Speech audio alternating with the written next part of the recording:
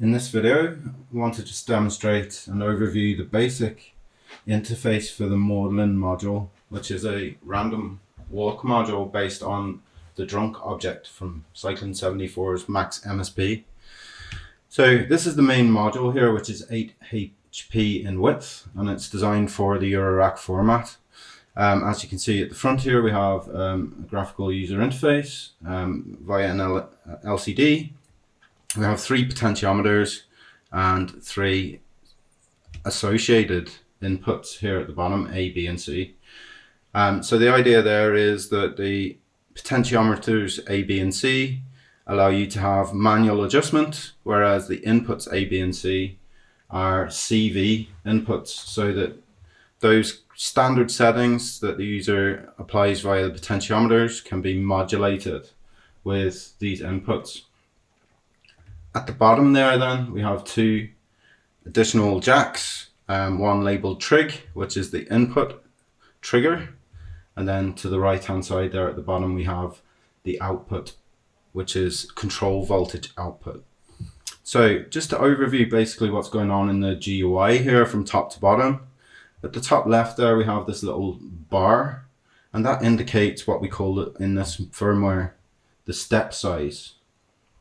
So as we move potentiometer C here, that step size goes from left to right, which is minimum to maximum value.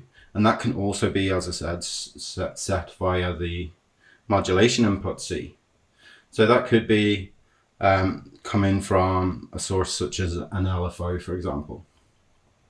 So the step size then, we'll talk about how that functions within the random walk in a moment. But just beside that then we have this other little indicator, which might be a little difficult to see, but it's basically a square with a G inside it. And that is giving an indication of when a trigger is being received via the trigger input here. So when the trigger condition is true, that will indicate the status there in the upper right hand corner, and vice versa. The other 2 controls then, if we just adjust these manually, you can see that there's a vertical bar at the left hand side, which is graphically indicating the status of those 2 inputs. And again, they can be CV controlled here in inputs A and B. So what that bar is indicating at the moment in this firmware is the minimum and maximum position that the steps are going to be constrained within. So if we just connect a quick trigger here so that you can visually see what's happening, effectively this module will produce a random walk. It's constrained random voltages effectively that are within those boundaries, and they deviate from the last position based on the size that's set in the step size.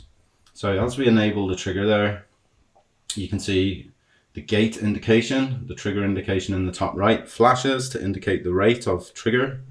Every time that gate goes changes state, effectively a new value is produced in the random walk.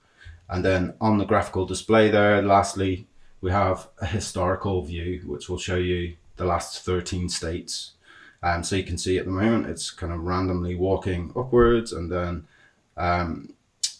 it's being perturbed effectively via the EMF in the environment, which is augmenting a pseudo-random number generator effectively, so that we get random values. So if we adjust then the minimum and maximum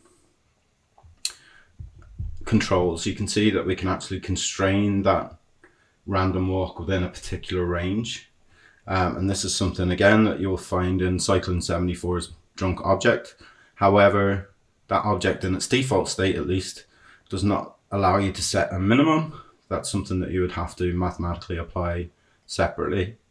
But that's a very useful feature, particularly if you're working within ranges of pitches. You can use these minimum and maximum steps to determine the range of pitches that the modules will produce effectively, randomly. So that really overviews the basic principles of the module. So just to recap then, the module is what we refer to as a Markov chain random walk.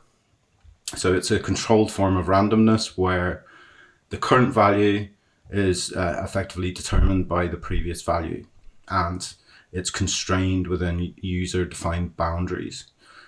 So we have control over the step size, which is how far from the current step the preceding and the concurrent steps will move. We have control over the minimum and maximum range, and then effectively the output then from the CV out will be a voltage that is representative of the current step.